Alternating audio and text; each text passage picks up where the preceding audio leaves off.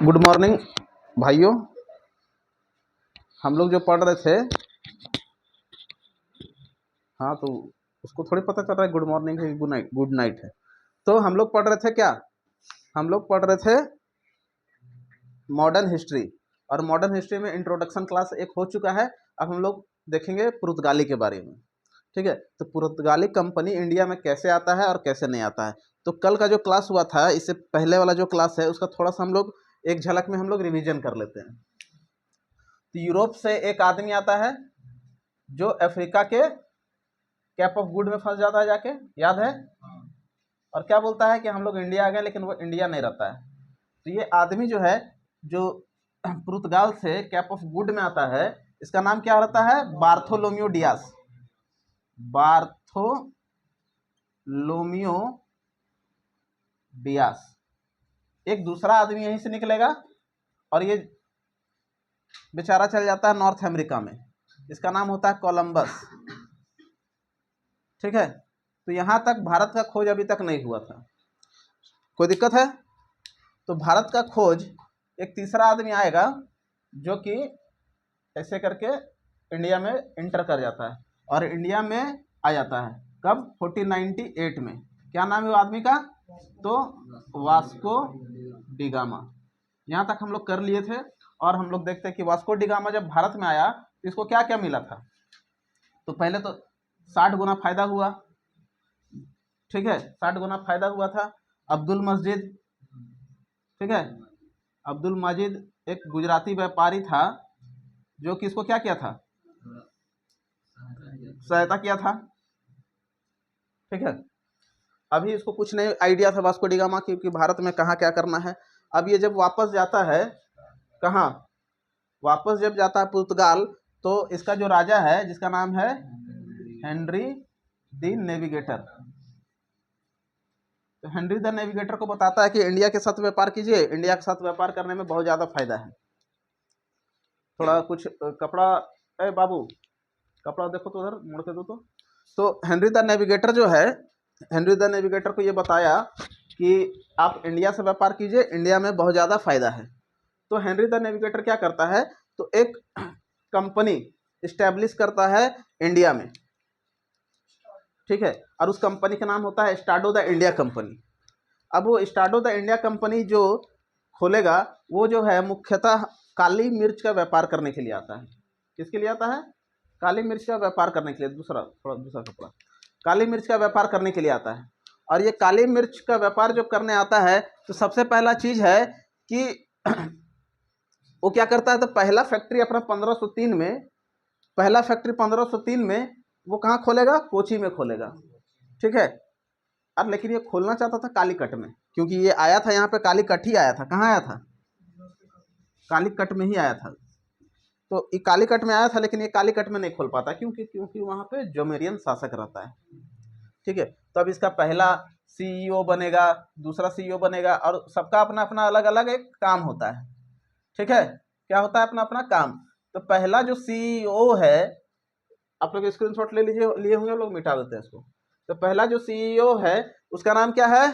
Francisco de Almeida. अब ये Francisco de Almeida का कुछ ना कुछ काम होगा। ठीक है, ये जो है ये 1505 से लेकर 1509 तक रहेगा फ्रांसिस्को डी अल्मेडा। और इसका एक काम है कि ये ब्लू जल की नीति लाता है। ठीक है, नीली जल की नीति, जिसको बोलते हैं ब्लू वाटर पॉलिसी। और ये ब्लू वाटर पॉलिसी क्या था? ये ब्लू वाटर पॉलिसी था कि हिंद महासागर और अरब सागर में जितना भी जहाज आएगा उस पर नियंत्रण स्थापित करना। ठीक है, तो अब हम लोग देखते हैं बोर्ड में। तो देखिए, तो एक कंपनी आता है जिसका नाम क्या है? कंपनी का स्टाडो द इंडिया। क्या नाम है? स्टाडो द इंडिया। ये कौन कंपनी है? पहला चीज पुर्तगाली कंपनी है। ठीक है, पुर्तगाली कंपनी है, और ये जो है सरकारी कंपनी है। ठीक है, तो कंपनी दो प्रकार का होता है, एक सरकारी कंपनी होता था, एक स्टेक होल्डर कंपनी होता था, स्टॉक होल्डर कंपनी। तो जो स्टॉक होल्डर कंपनी था उसको कुछ स्वायत्तता मिला हुआ था कि आप अपना निर्णय खुद से ले सकते थे। लेकिन जो सरकारी कंपनी है वो अपना निर्णय खुद से नहीं ले सकता है, तो वो अपना निर्णय जो है सरकार के माध्यम से ही लेगा। ये स्टार्ट होता है इंडिया कंपनी। उसके बाद ये जो है इसका फर्स्ट कंपनी कहाँ खुलेगा, कंपनी या हम लोग फैक्ट्री कुछ ही बोल सकते हैं। तो फर्स्ट फैक्ट्री 1503 कहाँ, कोची में। ठीक है, ये आया क्यों है, तो काली मिर्च का व्यापार करने के लिए आया था। किसके लिए आया था, काली मिर्च का व्यापार करने के लिए। तो ये पहला फैक्ट्री कोची में तो खुलता है, लेकिन ये खोलना कहाँ चाहता था, कालीकट में। कहाँ, कालीकट में। लेकिन यहाँ पे क्या था, जोमेरियन शासक है जो कि इसको बोलता है कि आप यहाँ पे नहीं खोल सकते, जिसके कारण ये पहला फैक्ट्री वहाँ पे नहीं इस्टेब्लिश कर पाता है। अब ये start of the India Company तो लगा दिया है, ये पुर्तगाली कंपनी है, सरकारी कंपनी है। पहला कंपनी कहाँ खोला, 1503 में, काली मिर्च है। अब इसका एक आता है फर्स्ट सीईओ। अब इसको नियंत्रण करने के लिए कोई तो एक हेड आदमी को भेजेगा ना, तो उसको हम लोग वहाँ पे उस समय सीईओ बोला जाता था। और पहला सीईओ का क्या नाम है, फ्रांसिस्को डी अल्मेडा। ठीक है, क्या नाम है आपका, फ्रांसिस्को डी अल्मेडा। ये फ्रांसिस्को डी अल्मेडा जब पहली बार भारत में आया है, भारत में व्यापार करने के लिए, तो इसका जो कार्य होगा, ये कार्य क्या होगा, तो इसका पहला जो कार्य है फ्रांसिस्को डी अल्मेडा का, वो क्या हुआ बोलो, क्या, हाँ, तो ब्लू वाटर पॉलिसी लाता है। ये क्या लाता है, ब्लू वाटर पॉलिसी। इसी को हिंदी में हम लोग क्या बोलते हैं, नीले जल की नीति। ठीक है, तो ये आपका इंडिया हो गया। ठीक है, इधर क्या है, अरब सागर है, इधर अरब सागर हो गया, और इधर क्या है, हिंद महासागर। ठीक है, हिंद महासागर। तो अरब सागर हिंद महासागर का जो क्षेत्र है, क्योंकि वो ऐसे करके आ रहा था ना, आया था ना, तो अरब सागर और हिंद महासागर के क्षेत्र पे अपना नियंत्रण स्थापित करना, इसका क्या काम है, तो यहाँ पे अपना नियंत्रण स्थापित करना।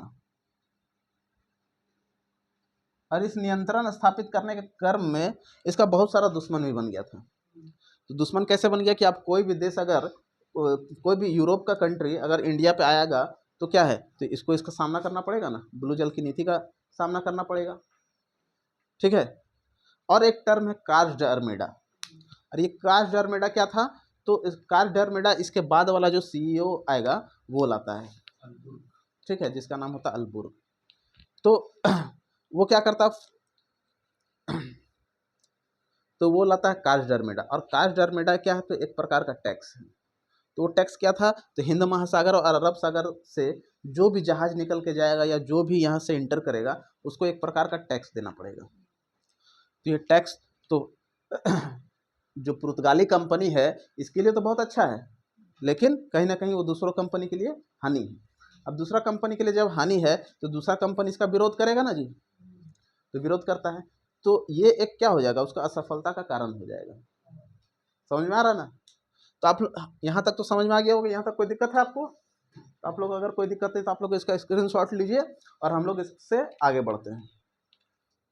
तो हम लोग अभी जो इसका पुर्तगाली कंपनी का पहला सीईओ है, जिसका नाम क्या था, तो फ्रांसिस्को डी अल्मेडा, उसके बारे में पढ़ चुके हैं। अब उसके बाद जो दूसरा सीईओ बन के आएगा, वो उसका नाम क्या है, अल्फाजो डी अल्बुर्ग। और ये जो है, ये 1509 से लेकर के 1515 तक अपना गद्दी पर बैठेगा। और इसको जो है, इसके बारे में हमको क्या जानना है, तो इससे पहले जो संस्थापक आया तो था, लेकिन वो कोई बहुत ज़्यादा काम नहीं किया था। एक ही काम किया था, ब्लू वाटर पॉलिसी जो लाया था वो लाया था, लेकिन ये बहुत सारा काम करता है। तो पहला काम क्या करता है वो, ये, तो इसको हम लोग सबसे पहले देख लो कि ये वास्तविक संस्थापक माना जाता है। ठीक है, इसको वास्तविक संस्थापक माना जाता है। ठीक है, दूसरा काम ये क्या किया है, तो दूसरा काम ये किया है कि 1510 में ये गोवा पे नियंत्रण स्थापित कर लिया है। ठीक है, 1510 में ये गोवा पे नियंत्रण स्थापित कर लिया है। और ये गोवा जो है ये कब तक रखेगा गोवा को? 1561 तक अपने कब्जे में। उसके बाद भी गोवा जो है पुर्तगाली के नियंत्रण में ही रहता है, ठीक है, लेकिन कुछ और बन के रहेगा। अब देखते हैं हम लोग, ये गोवा हो गया। आगे जो इसका पॉइंट होगा, जैसे कि देखिए ये भारत है मान, ठीक है, तो यहां पे आता है एक मलक्का, मलक्का, और यहां है हरमुच, हरमुच। तो हरमुच जल संधि और मलक्का जल संधि, ये दो जल संधि, अच्छा, तो ये 1961 तक रखता है, मतलब आज़ादी के बाद भी। तो 1561 जो हम लोग लिखे थे, तो ये 1561 तक तो रखेगा ही, लेकिन उसके बाद हम लोग देखेंगे कि जो गोवा है वो यूनियन टेरिटरी बन जाता है, ठीक है। और 1961 के बाद ये गोवा क्या है, एक स्टेट के रूप में बन जाएगा देश आज़ाद होने के बाद, ठीक है। अब हम लोग यहाँ पे क्या है, तो भारत क्या क्या करेगा, तो एक मलक्का जल संधि करता है, पुर्तगाल क्या करता है, तो एक मलक्का जल संधि करेगा और एक हरमुज जल संधि करेगा। ये कौन करेगा, तो अल्फाजो डी अलबुर्गी करता है। क्या क्या किया है, हरमुज प्लस मलक्का जल संधि, ठीक है।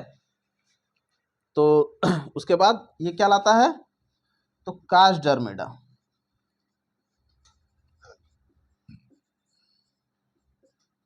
कास्डर्मेडा। और कास्डर्मेडा क्या था, तो भारत के नीचे है हिंद महासागर और लेफ्ट साइड में है अरब सागर, तो दोनों, ये एक प्रकार का टैक्स था। कार्ज का मतलब होता है एक कर व्यवस्था, कर मतलब टैक्स, टैक्सेशन सिस्टम है ये, और अल्मेडा पूरे सिस्टम को बोलते हैं, ठीक है। तो एक प्रकार का एक कर व्यवस्था है जो कि भारत पे आने जाने वाला जितना भी जहाज है उसको नियंत्रण करने के लिए स्थापित किया गया था। और इसका कास्डर्मेडा का और एक उद्देश्य क्या था, तो ज़्यादा से ज़्यादा किला स्थापित करना। तो क्या क्या इसका उद्देश्य है कास्डर्मेडा का, तो पहला चीज़ क्या है कास्डर्मेडा का, कि टैक्स लेना जहाज से। दूसरा क्या है बताइए, तो किला स्थापित करना। क्यों, क्योंकि अपना नियंत्रण क्षेत्र को ये प्रभावित बनाना चाहता था। तो यहाँ तक हो गया आपका पुर्तगाली। अब पुर्तगाली से जो क्वेश्चन बनेगा वो क्या है, उसको हम लोग देख लेते हैं। तो इसको मिटा देते हैं और रहने दो उसको भी। तो देखिए स्क्रीनशॉट आप लोग ले लिए होंगे, या तो लिखते जाइए, नहीं तो बैक करके आप लिख लीजिएगा। देखिए, तो सबसे पहला जो आएगा आपका कि फ्रांसीसियों ने इंडिया को क्या दिया, क्या है क्वेश्चन, पुर्तगाली, पुर्तगाली, पुर्तगालियों ने इंडिया को क्या दिया।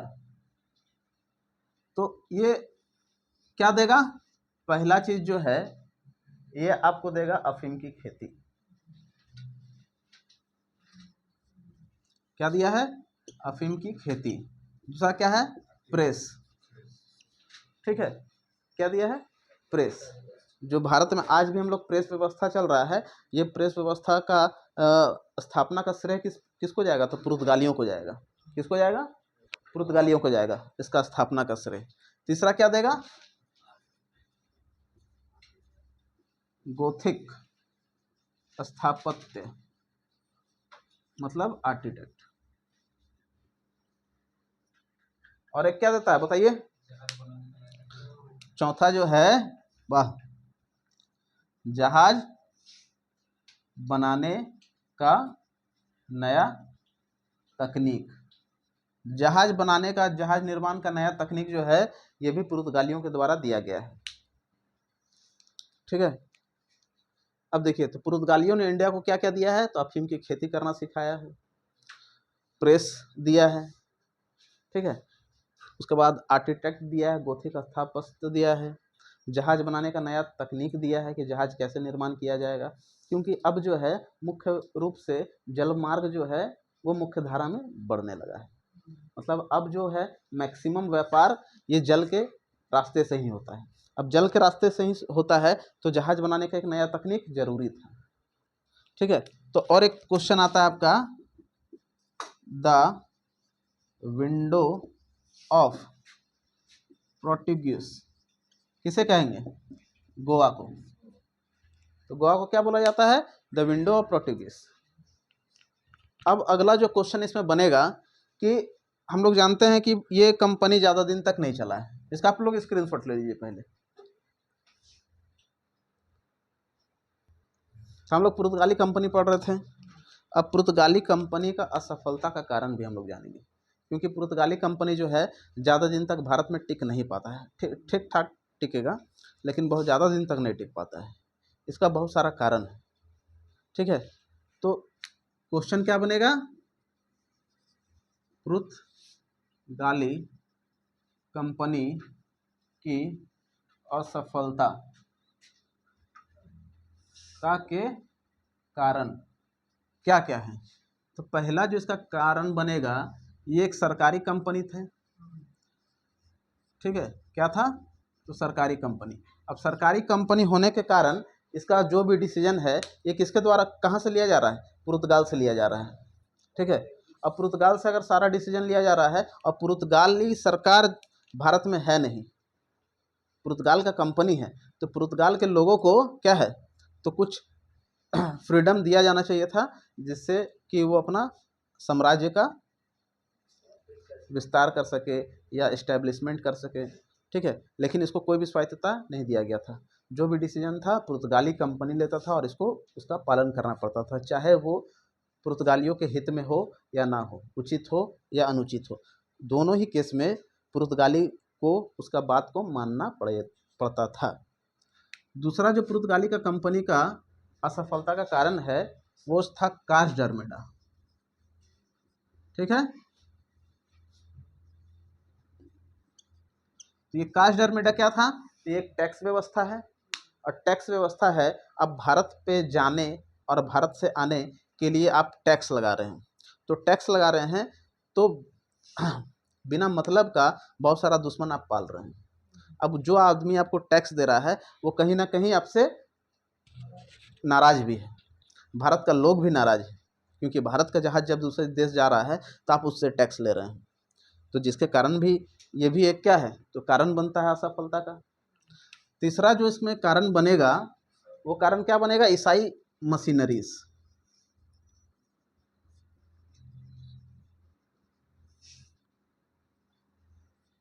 ईसाई मशीनरीज, तो पुर्तगाली जैसे ही भारत पे आया है वो अपना ईसाई धर्म का प्रचार पूरा जोर शोर से कर रहा था। क्या कर रहा था? अपना ईसाई धर्म का प्रचार कर रहा था।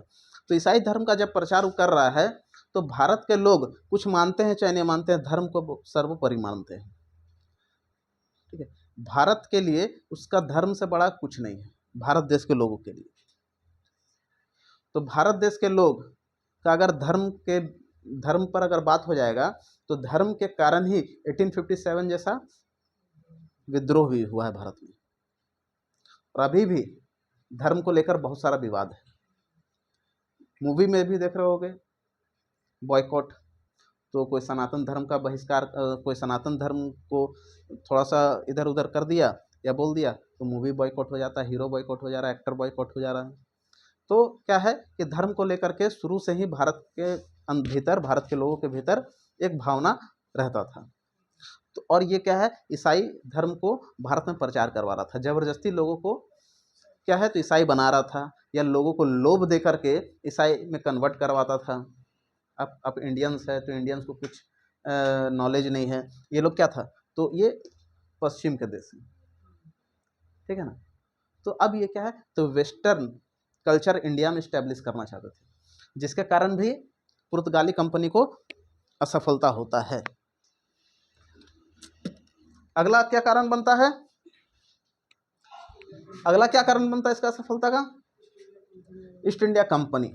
तो East India Company, East India Company, तो ईस्ट इंडिया कंपनी जब आएगा तो इससे क्या हो गया, प्रतिस्पर्धा बढ़ेगा कि नहीं, कंपटीशन। अब कंपटीशन में क्या है, ईस्ट इंडिया कंपनी इससे आगे है।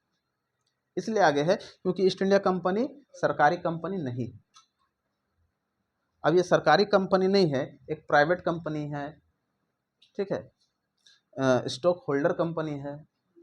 तो इसमें क्या है, तो कंपनी के पास अपना, ये तो सरकार चला तो रहा है, ब्रिटेन का सरकार इसको तो चला रहा है, लेकिन इसको अपना डिसीजन लेने का राइट था, वो पुर्तगाली कंपनी को नहीं था। अब इससे लड़ाई होगा तो कभी सकेगा जी पुर्तगाली? नहीं, क्योंकि वो अपने अकॉर्डिंग बोल रहा है, ईस्ट इंडिया कंपनी अपने अकॉर्डिंग बोल रहा है। और कोई कारण?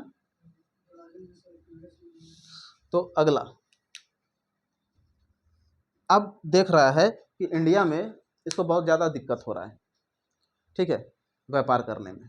ये आया था काली मिर्च का व्यापार करने के लिए ना, तो देख रहा है कि इसको काली मिर्च या रॉ मटेरियल्स कहीं और जगह से मिल जा रहा है। तो जब इसको कहीं और जगह से मिल जाएगा तो भारत पे वो क्यों अट्रैक्ट रहेगा? कोई कारण तो नहीं बनता है भारत पे अट्रैक्ट रहने का, क्योंकि भारत में बहुत ज़्यादा जटिलताएं थी। वो जटिलताएं कि ईस्ट इंडिया कंपनी है, ईसाई मशीनरी को लेकर के विवाद था, तो इसको जो है ब्राज़ील मिल जाता है, ठीक है। तो ब्राज़ील जैसा देश इसको मिल गया है, जिसके कारण ये क्या करता है, तो अब ब्राज़ील से ही ये अपना व्यापार करेगा। तो ब्राज़ील से व्यापार करेगा तो इंडिया को ये छोड़ देता है। तो ये था आपका पुर्तगाली कंपनी का सफलता के कारण, और यहाँ पे आपका पुर्तगाली कंपनी समाप्त होता है। अगले क्लास में हम लोग नेक्स्ट वीडियो में जाएंगे और दूसरा कंपनी कैसे इंडिया में आया है उसको देखेंगे और उसके बारे में अध्ययन करेंगे, ठीक है। और चैनल को लाइक, सब्सक्राइब एंड शेयर करें। Thank you.